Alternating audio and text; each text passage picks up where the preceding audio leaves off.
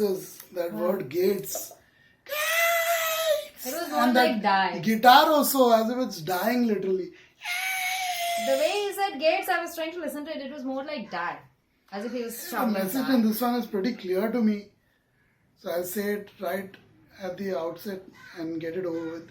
Basically, someone he loves is dead and he wants to follow soon after.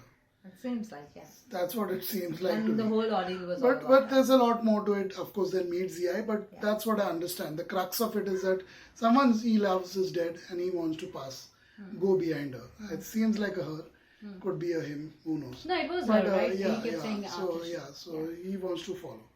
Yeah, great singing, phenomenal guitar work in the middle and towards the end. Again, phenomenal guitar work by the guitarist, lead guitarist of Pantera. Absolutely amazing guitar work. Phenomenal vocals throughout.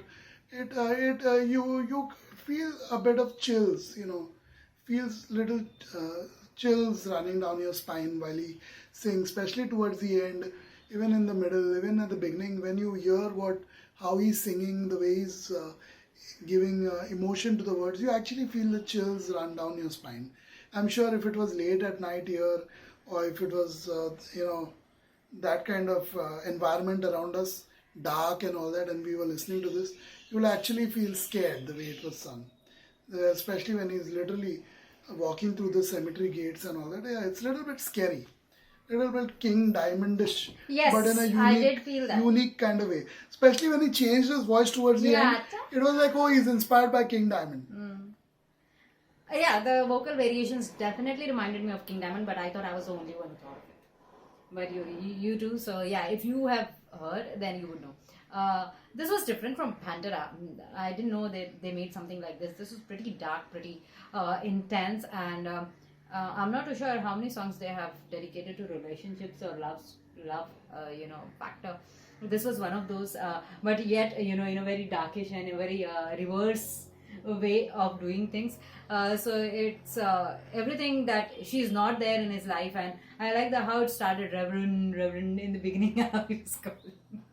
I thought there was a point in the song I felt the Reverend has done something wrong to him, because he put some sort of accusation on the Reverend.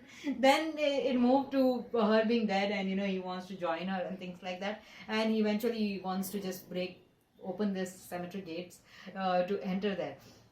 This is definitely a much darker shade of lament, grief, that you would think of, or someone's portrayal of it.